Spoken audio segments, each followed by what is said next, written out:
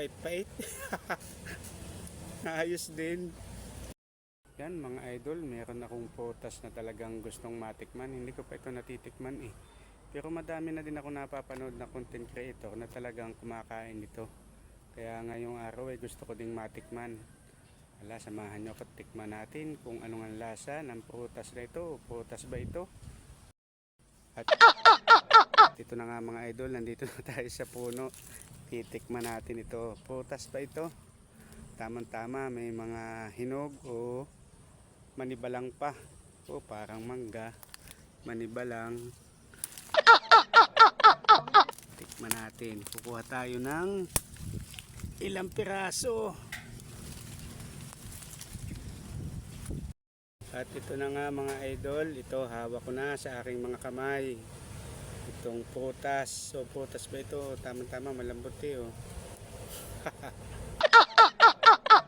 Tikman na natin kung anong lasa.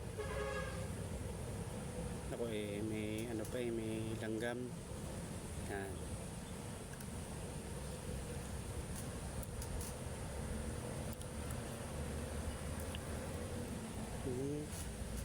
Mapait-pait.